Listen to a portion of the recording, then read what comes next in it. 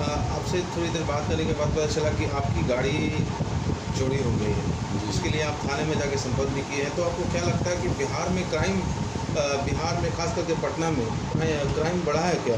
क्योंकि आए दिन कुछ ना कुछ घटना घटती रहती है, चाहे वो लड़कियों के साथ हो या फिर घर में चोरी हो या फिर किसी तरह का रोड में समस्या हो, ये सब होती रहती है। जो जैसे शिकार आप भी हुए हैं, क्या कुछ बोलना चाहते हैं सर उस चीज़? देखिए, क्राइम बढ़ी नहीं है, क्राइम स्टेट बन गया है बिहार। और हमारे बिहार के नेता प्रधानमंत्री मोदी जी को टारगेट करने में लगे हैं। और बिहार का युवा 7वां क्लास से लेके और 25 बरस तक का लड़का इस भूतनाथ रोड के चारों तरफ सराउंडिंग में हजारों तो नहीं कहेंगे, लेकिन 200 से 300 बच्चा आँख के सामने में सुई ले रहा है, ड्रग ले रहा है। अब उसको ड्रग खरीदने के लिए पैसे की ज़रूरत है, इसीलिए ये चोरी बढ़ा है। और ऐसा नहीं है कि इससे प्रशासन अवगत नहीं है, वो भी देख रही है कि बच्चे ले रहे हैं ड्रग, लेकिन उनको कोई रोकने वाला नहीं है। एक तरफ उधर अमित शाह गृह मंत्री कहते हैं कि हम भारत को ड्रग फ्री कंट्री बनाएंगे, दूसरी तरफ पंजाब का वो जो हाल था उड़ता पंजाब, आज हमारा बिहार उड़ता बिहार हो गया है। गांव गांव के चौक चौराहों तक, और गांव में भी चोरी भरी है। मेरा घर मुजफ्फरपुर में पियर थाना है, हमारे गांव में एक रात में 10 घर में चोरी हुई, चोरी का अटेम्प्ट किया गया। और ये सारे चोरी करने वाले जो लड़के हैं उनका उम्र 12 साल से लेके और 25 साल के बीच में है। और आप गाड़ी की बात छोड़ दीजिए, लोहा का कोई सामान, कोई भी वस्तु कहीं छूट जाए आपके मकान के आसपास, जिसको उठा के कोई ले जा सकता है, वो सामान गायब हो जा रहा है।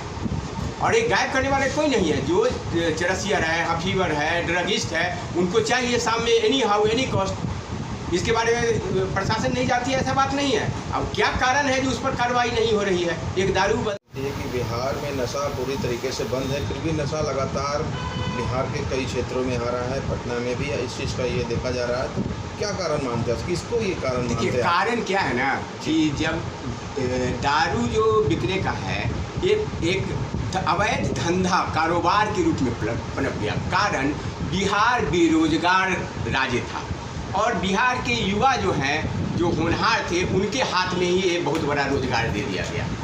तो अब बिहार में जितना पुलिस है, हर बच्चे पर तो पुलिस नहीं जाएगी। बेचने वाले बड़े बड़े माफिए हैं और उनको वही चोरी का, जैसे मेरा बाइक चोरी हुआ, वो किस चीज़ में यूज होगा?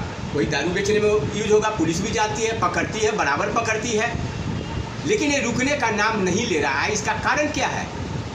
हम सभी दोषी हैं, A to Z हम बिहारवासी जो हैं, और जिनके कंधों पर इसकी जवाबदेही दी गई, सबसे बड़े दोषी हुए हैं। अब उसके चक्कर में एक बात गौर करिएगा कि दारूबंदी के चक्कर में क्राइम कंट्रोल भी कोलैप्स कर गया। वाई कोलैप्स कर गया? क्योंकि each and every police person अपने आप को इंगेज कर दिया दारू में। यहाँ मर्डरर घूम रहा है, चोरी करने वाला घूम रहा है, रेपिस्ट घूम रहा है, उसको पकड़ने के लिए पुलिस के पास समय नहीं है, पुलिस के पास टाइम नहीं है, तो कहाँ से पुलिस उसको पकड़ेगी? वो दारू वाला से उसको समय मिलेगा तब ना। अच्छा, दारू के चक्कर में पॉलीथीन, व्हाइटनर, चरस, अफीम, गांजा और ड्रग्स का सुई लेने वाले हजारों बच्चे, आप चले जाइए, हम जगह भी बता देते हैं। पाटलिपुत्रा रेलवे स्टेशन के बाएं दाएं तरफ सामने देखिए, झाड़ियों में एक से एक VIP के बच्चे जाके ड्रग ले रहे हैं। जैसा कि पटना ADM के बच्चे कुछ दिन पहले मरे, तो क्या तमाशा बना के सारे बिहार का आप लोग रख दिए हैं साहब? सरकार से क्या मांग करते हैं सर आप? सरकार से हम क्या मांगेंगे? सरकार को हम क्या कहें? सरकार को तो हम एक ही चीज़ कहना चाहते हैं कि आप प्रधानमंत्री को टारगेट करते हैं। अरे भैया, हम 10 करोड़ बिहार वासियों के सूद ले रहा भैया, समाज में पैदा हो गई। इसको देखने के लिए हमारे बिहार के कोई नेता नहीं है। हमारे नीरज कुमार और ललन सिंह जैसे प्रबुद्ध लोग एक तरफा पहले लालू जी को गाली देते थे, आज प्रधानमंत्री मोदी को टारगेट कर रहे हैं। लेकिन हमारा 10 करोड़ बिहारवासी किस दुर्दशा में जी रहा है, वो देखने वाला कोई नहीं है। जातीय जनगणना ये लोग कर रहे हैं। जनगणना होनी चाहिए गरीब और अमीर की। गरीब मर रहा है। अब गरीब की स्थिति ये है कि आप बताइए कि मेरा बाइक चोरी हो गया, अब हम 50,000, 60,000, 1 लाख इंतजाम करके बाइक खरीदे? जब सुरक्षा ही नहीं है तो बाकी चीज़ को गौन कर दीजिए। सबसे पहले क्या चाहिए हम लोग को? जीने के लिए शांति व्यवस्था और सुरक्षा चाहिए। भट्टी जी आए थे तो हम लोग को आशा था कि अप्रत्याशित परिवर्तन होगा, लेकिन परिवर्तन नाम का कोई चीज़ कहीं नज़र ही नहीं आ रहा है। अगर आप पुलिस के बारे में बोलते हैं बिहार के लोगों की स्थिति तो भयाक्रांत हो गई है। अगर पुलिस के बारे में आप बोलते हैं तो पुलिस आपको उठा के 2 बोतल दारू रख के घर में जेल में ठान देगी। यही स्थिति में बिहार चलेगा? हम नीरज कुमार से पूछना चाहते हैं जी, इसी स्थिति में बिहार चलेगा? और आप मीडिया वाले हैं, हो सकता है कि मेरा बाइक काट के भी आप दिखाइएगा, क्योंकि हम कड़क बोल रहे हैं। बिल्कुल नहीं सर, बिल्कुल नहीं कटेगा। समझ गए? आपको धरातल पर चाहिए ना भाई, हमको शांति चाहिए, सुरक्षा चाहिए। इस पर कोई काम नहीं हो रहा है। सिर्फ आप लोग जाते हैं, नीरज कुमार का भाई, ललन सिंह का भाई, नरेंद्र मोदी चोर है। कहा चोर हो गया नरेंद्र मोदी भाई? अरे पहले हम बिहारियों को तो देखो, 34 साल से किसका शासन है बिहार में? 34 साल से जिस अति पिछड़ा दलित की लोग बात करते हैं, उसी की सरकार है या किसी और की सरकार है? और जिनकी बाइक चोरी हो रही है, जिनके बच्चे नशाखोर हो रहे हैं, आप जाके देखिए जहाँ नशा छोड़ाने वाले हॉस्पिटल है, उसमें कुछ दिन पहले आपने सुना होगा पटना के एडीएम का बेटा मारा गया। तो इस तरह की हादसात भी स्थिति है। एडीएम बहुत बड़ा पोस्ट है, उनके बच्चे जब इस आगोश से नहीं बच रहे हैं तो जन सामान्य का क्या हाल होगा? स्कूल से लेके और पटना यूनिवर्सिटी ड्रग माफिया कौन है? जब एक मैडम यहाँ पर थी एसएसपी महोदया ने कुछ ड्रग पकड़े थे, लेकिन उन पर कोई कानूनी नहीं कार्रवाई हुआ। ड्रग बेचने वाले कौन है? आज तक इसके बारे में कोई अनुसंधान नहीं होती है। क्यों नहीं होती है और किसके दबाव में नहीं होती है, ये सरकार को बताना पड़ेगा ना। एक तरफ आप दारू बंद करते हैं और दूसरे तरफ हजारों तरह की नशा जो है उसके आगोश में बच्चे आते जा रहे हैं। क्या बिहार बना रहे हैं आप? कौन दारू बंद, सब जगह दारू आ रहा है। दारू बंद क्या है? मुजफ्फरपुर से लेके हर जगह आप चले जाइए, वो बंदी है क्या है? वो आपका एक एक जनता, आप तो रोज न्यूज चलाते हैं, रोज दिखाते हैं क्या बंद है क्या खुला हुआ है, कहने की जरूरत नहीं है। दारू से लोग मर गए 40 आदमी, उस पर कोई चर्चा नहीं हुई। एक अतीक अहमद जो गुंडा था उसका हत्या हो गया, उस पर पूरा बिहार सरकार के मंत्री, विधायक, एमपी, उप मुख्यमंत्री लगे हैं। लेकिन जन सामान्य का जो दुख है उसको कब देखेंगे?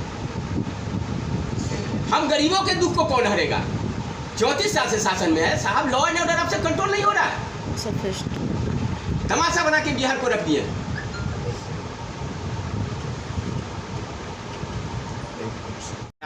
पुलिस को गोली मार रहा है, प्रशासन को गोली मार रहा है, कितनी समस्याओं को जन्म दे दिया।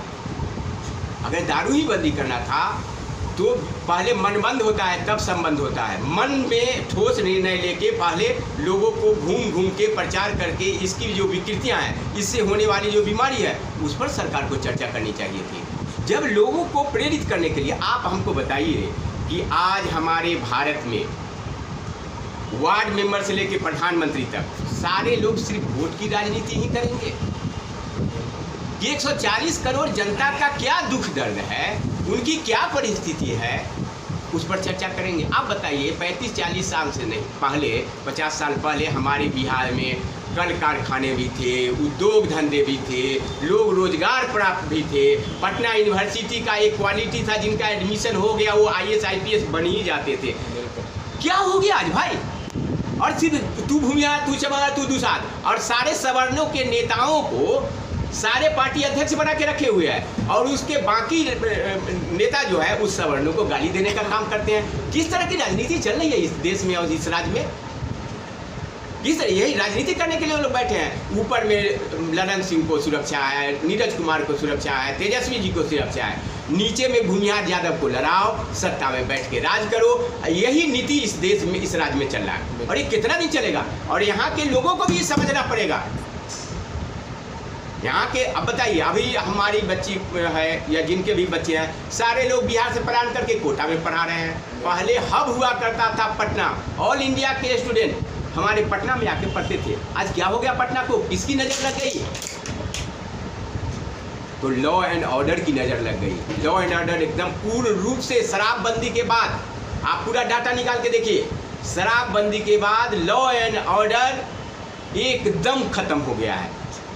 बालू माफिया इंस्पेक्टर को खींच रहे हैं। उसके बाद जब राजद और जदयू के प्रवक्ता आते हैं तो वो उदाहरण देते हैं गुजरात में नहीं होता। अरे गुजरात में क्या होता है उससे हमको मतलब नहीं है, हमारे बिहार में क्यों होता है इसका जवाब दो। हमको गुजरात से मतलब नहीं है, हम गुजरात के वासी नहीं हैं, हम बिहार के वासी हैं। और बिहार को ठीक कर दीजिए ना भाई।